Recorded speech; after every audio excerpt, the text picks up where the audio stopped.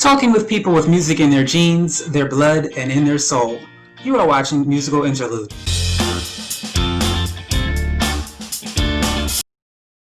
Hi, welcome to another episode of Musical Interlude. My name is Casey Bell, your host, and today's guest is Robert Wagner, a man who chose to follow his dream of songwriting and producing music.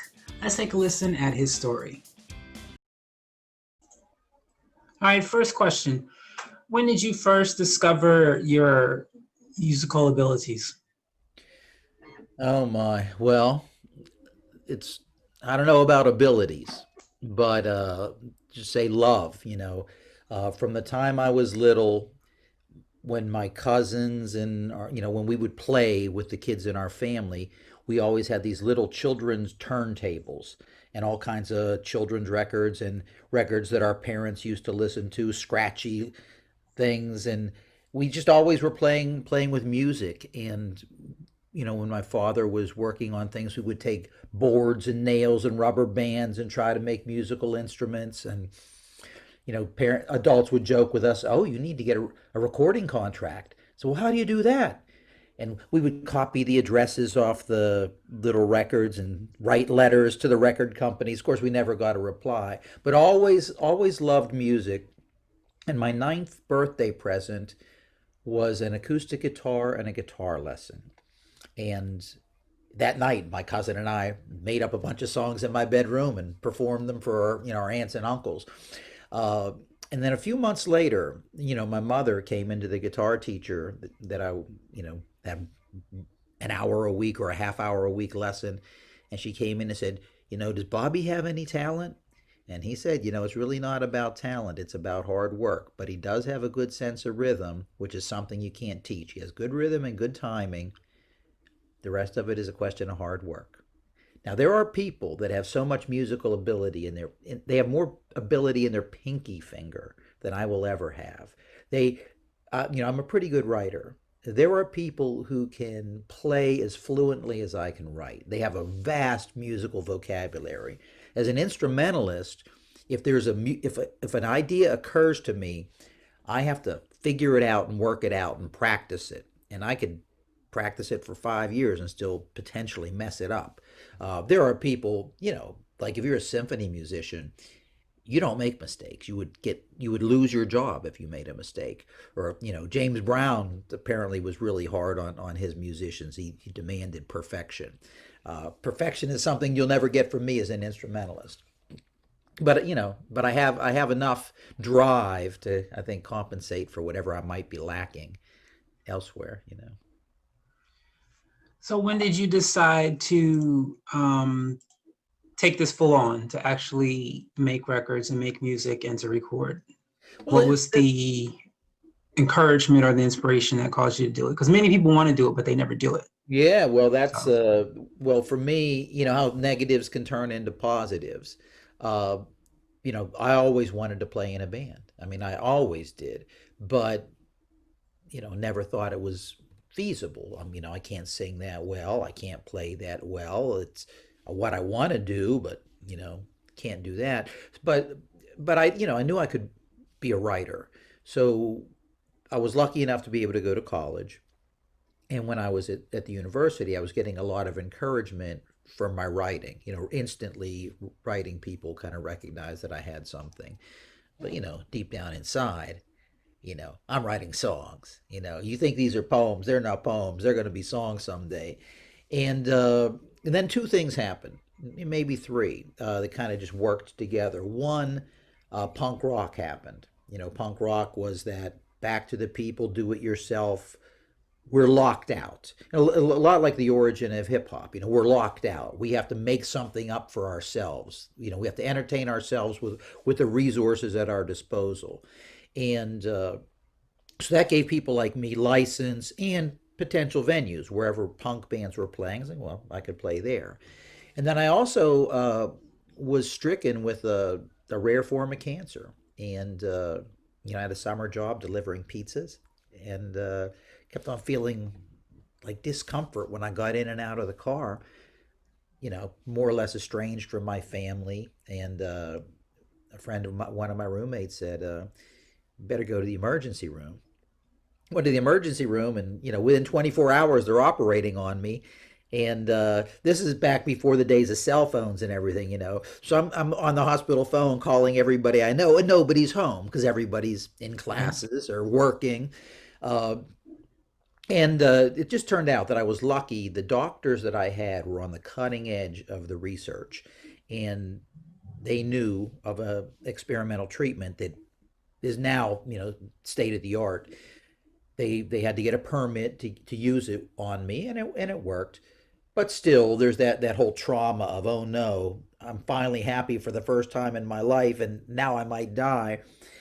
And me and the guy that John Creighton, the guy that I started my first band with, we were, totally miserable, sitting in a place called the Squirrel Hill Cafe, and we looked at each other and said, we need to start a band. And that was that. And uh, so all we needed was the license to start, because once I was in, I'm a lifer. This is I'm an extremist. There's nothing that could make me quit. And when we're first playing with other bands, you're looking around. It's like, okay, that guy's going to be working for a bank in 3 years. That guy's going to be selling real estate in 3 years. Not but two or three of us are going to be doing this 40 years from now. And it's a little bit like, I don't know if you ever had the experience of going onto a playground and they're picking teams and you're not getting picked, but you're thinking to yourself, when I get my chance to play, you will all change your tune. And that's kind of a satisfying thing. Is the swift don't always win the race. Slow but sure, hang in there, refuse to quit. And and I do have some real talent. I can really write songs and put a band together. Uh, like the Three Little Pigs. If I have straw to work with, I'll make something cool out of straw. Give me sticks, I'll make some sticks. Give me bricks, and I'll make something. But I can make music with whatever I have at my disposal.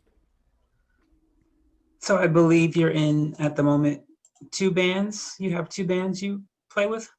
Well, the Little Wretches is sort of like my lifetime project. The first band I started was called No Shelter, and basically a lot of overlaps. Pretty much the same members that became the Little Wretches, but we um, kind of discovered what it was that we bring to the table, or I discovered what it is that I bring to the table.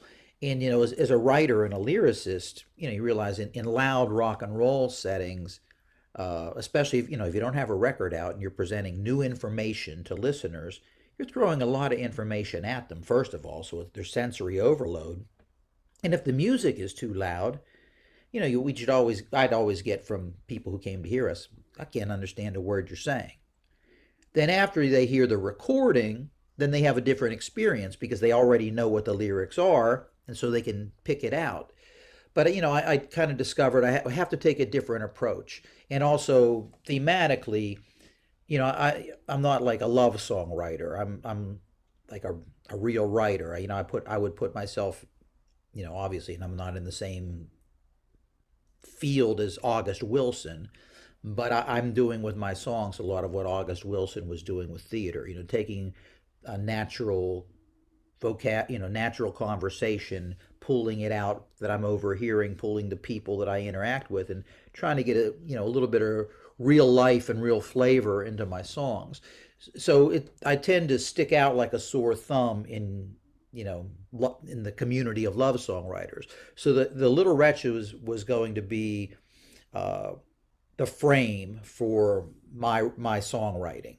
Every song tells a story, but every story needs a context. Every picture needs a frame.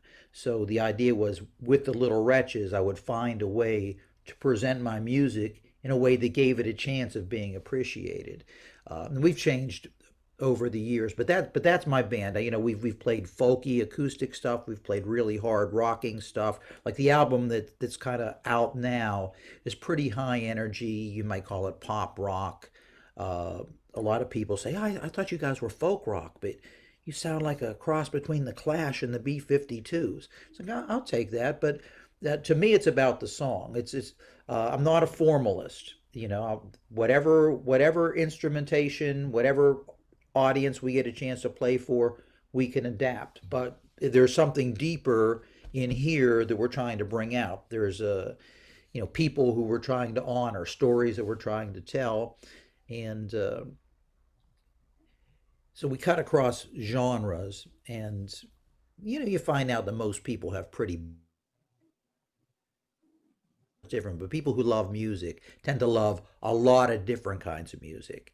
But what you don't want, like say if you go to a pizza place, you don't want them serving you Chinese food. If you go to a Chinese place, you kind of want to get what you expect a little bit. So there's that. We got to give people what they expect. So okay, this is an acoustic show. Okay, this is an electric show.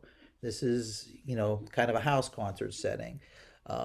Give them enough of what they need to feel secure, and then give them a handle to come into your world, and then make something happen.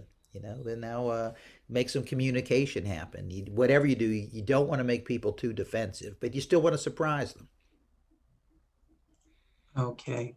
Um, Now this next question might be a little difficult to answer, but try your best to explain maybe just some steps you took to start recording, start releasing CDs, and start getting gigs. And what resources did you use to gain that knowledge? Because it's not something you can literally, there's no school for becoming a No, recording artist. no, and So how did you even know what to do? Did someone tell you? Did you read about it? So what were the steps you took and how did you know to do it? okay. Well, the first time we were in a recording studio, uh, people who love music, they're trying to find a way. Wouldn't this be great if I could do this for the rest of my life? So while some of us are trying to start bands, there's other people who are thinking, in the long run, I could make more money if I run a studio. So the first time we were in a studio, the singer of our band had a friend that he grew up with that had a basement recording studio. I mean, the first time we played a gig, I didn't even know how to put a microphone stand together. I had no idea how anything worked. But just being in the studio, saying it's not that hard. What you need is the band to be good, the material to be good, and you need somebody else who knows how to run the equipment. And you have one thing I knew is it's important to be productive, and you can't try to build the Empire State Building if you don't have the resources to build the Empire State Building. So you have to, with the resources that you have to have an achievable goal. So what I've been good at, I like a lot of artists, I've read a lot about my heroes. And you realize that some of the Beatles classics when they were first starting out, it was just one 12-hour session where they went in and basically played their live show with a really good engineer who knew how to capture it. And they might have to do multiple takes, but they were basically playing their live show. A lot of Bob Dylan stuff was more or less live in the studio. You know, say 5 years of his best work came down to 3 days in a studio.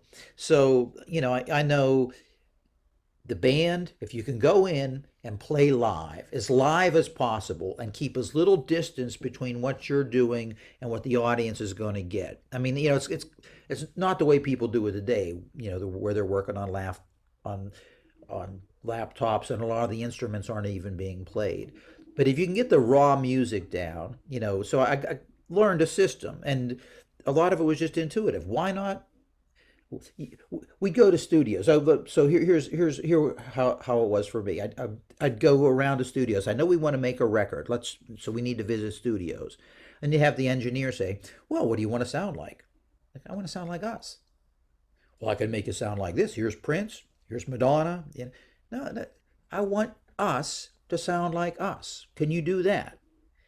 And some, if you can't grasp that, then I don't want to work with you. So we found an engineer who just kind of got it. And we basically record the band live. And then we overdub the vocals, because the vocals you're going to want to tweak. And we overdub like instrumental solos. So you want to get those just right, and background vocals and the coloring and maybe a little percussion. But the basic core of the band. If you can do it on stage live, you can do it. And in the most recent album that's out, the Undesirables and Anarchists album, the engineer basically said, if you guys can record without headphones, so I don't have to give you a headphone mix, just go into the room and play what you're going to record. Just give yourselves vocal, for eye cues and head nods. If you know the material that well, I could have you guys ready to track as soon as you're done setting up. By the time you're done setting up, I'll be ready to start taping. But the band was really, really well rehearsed. The songs were road tested, audience tested, so we knew, but not wrote. It wasn't like we knew it so well that we could play it in our sleep. So we went in, we nailed it, and that's my approach: is as live as possible, and then you add coloring to it. I recorded with a band here in Philly. I'm in the Philly area, and they were doing some of my songs. We went into a studio, and they did it kind of like the official music business way, where they lay down. Everybody plays live, but they're not really tracking it. They're only tracking the drums, and you do 6 takes, and then the engineer cuts and pastes the best performance together. And then the bass player plays along with himself, does 6 takes, and they cut and paste what they think is the best performance. It's like, so in other words, we're going to hear like what's 6 times 6 times 6 times 6 times 6.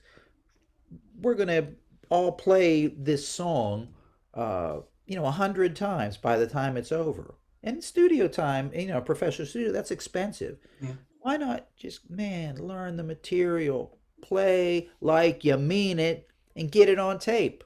If you should be able to get it, and that's a lot of classics. I mean, back in the early days of the pop music industry, and in the 40s and the 50s and the 60s, a lot of that stuff set up a mic, or even jazz guys like think John Coltrane and guys like that.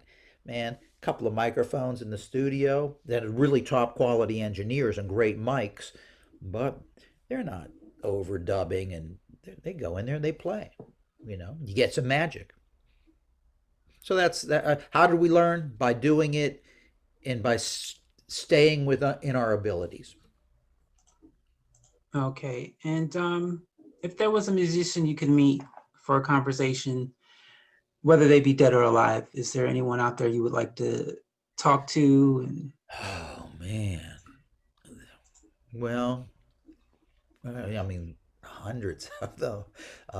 Because when you read music biographies, they almost never ask the questions that I would want to ask, which is, what was the creative process, right? Here's a song that has a great piano part, a great violin part, a great bass part, great background vocals, but it was probably written by a guy who sat down with a guitar, or somebody who sat down at a piano. How did you go from that original idea to this, you know, masterpiece? Right. And that's what I'm curious about, but they never focus on that. The hard work of being a writer, the revision process. Which ideas did you throw out? What did you try and decide, now that's not really what I'm going for here? So I mean, there's so many. Uh, do I really have to name a name? No, if you can't do it, that's fine. I'd name 100, because literally, and Yeah. from a lot of different genres. Uh, you know, wouldn't have minded being back in the old, Sun Record studio with Sam Phillips. When he was still recording the Blues Guys. Before he even started with Elvis and people like that. And they're really using their ingenuity with, we have this recording machine, we have this room, we got these microphones. Let's see what we can do. And this sounds pretty good. I think people will like this. I would have liked to seen that trial and error. Did you ever see the movie about Buddy Holly, the Buddy Holly story?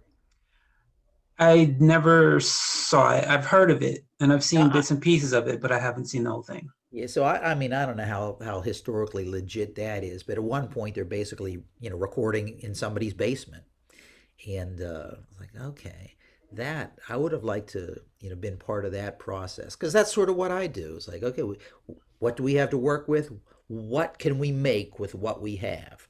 Uh, that's, you know, And I see you have your guitar with you.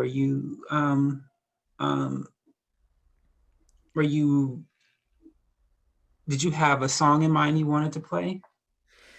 No, I thought I asked you. You said that I wouldn't be playing. This would be an interview. But my Well, guitar, because you have my it with you, so I security thought maybe blanket. you It's my thought, security blanket. If I oh, didn't it's have my guitar, what would I be doing but sit here feeling awkward and you know. But if you wanted me to play one, didn't you ask me if there was a song that we wanted to focus on? Was that you asking? yes. Yeah. Of I mean, I could us. try to play that song. I think I said "Who Is America." If I I think it was, yes. Yeah, you want me to give that a shot? If you are, if you can do it, sure. If I don't want to well, put you on the I spot. don't. This is your show. I'm in your house. I don't want to be rude, but yeah, I'll give it a shot. I'll give it a shot. Now, can I say a couple of words about the song? Sure. Okay. Uh, this is this is one of those songs that has been kind of, as I say, road tested, audience tested before we recorded it. And we've recorded with a few different versions of the band. And this is one of those songs that for people who know the Little Wretches, this is one of the songs that they look for, when are you going to play Who Is America? And from the time I wrote it to where we are now in the country, the world has changed a lot, but the song still holds up. So give it a shot.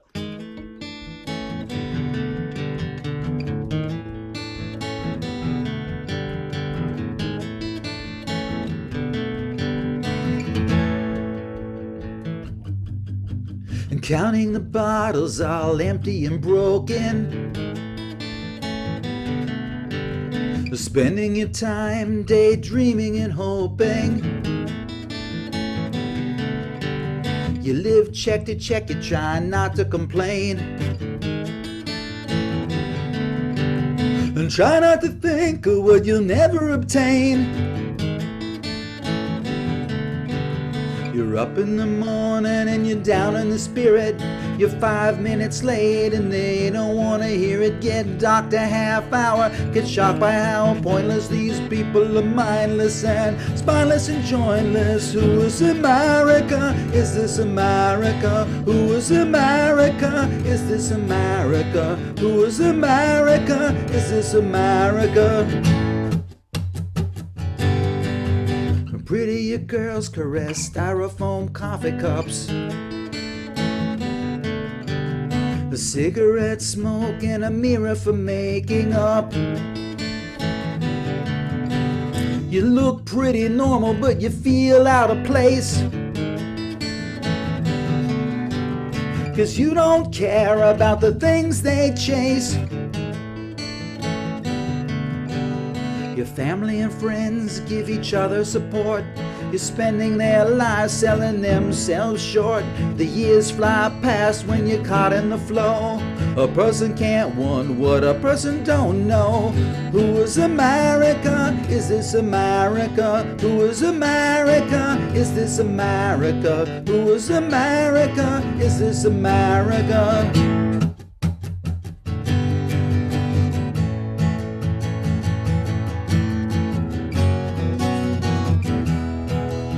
Who's the big shark in the small pond? Who's the uncrowned king of the dump? Every now and then you like to toss a few crumbs to watch all the suckers jump. You take care of your own kind first. Those who have shall have more. There's one pen mightier than the sword that signs a declaration of war. Any boy can be president, but only one per generation. When one man strikes it rich, 99 others find deprivation. For every beast of burden who is cut loose from the yoke, 99 others work twice as hard, believing they've got a hope. Don't be afraid when you're out late waiting for morning. You're by the riverside, you're watching raindrops on the wharf.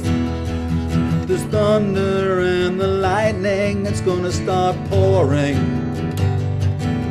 We didn't pay a dime, you got the best view in the world.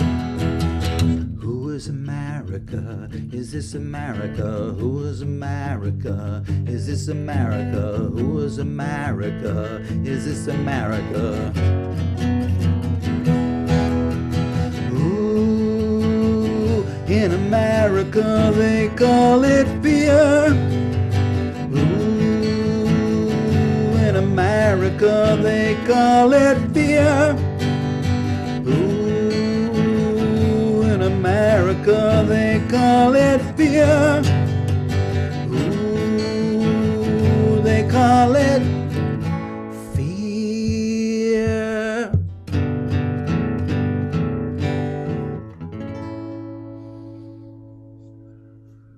I didn't even tune this guitar. I was just sitting here with my guitar in my lap. Thank you for asking me to play. Thank you. If anybody out there likes it, that's even better. Well, I thank you for sharing your time with me. I'd like to thank Robert Wagner for sharing his story and his time with me on the musical interlude. And I want to thank you for taking the time to watch. Have yourself a great day.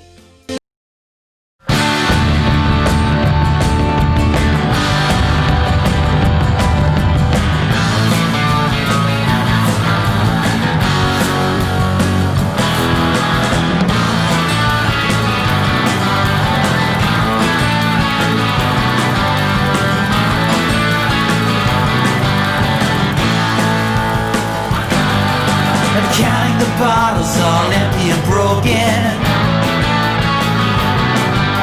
Asthmatic parasites squealing and choking. The pay stuff discarded when your wallet gets stolen. Your lipstick is spinning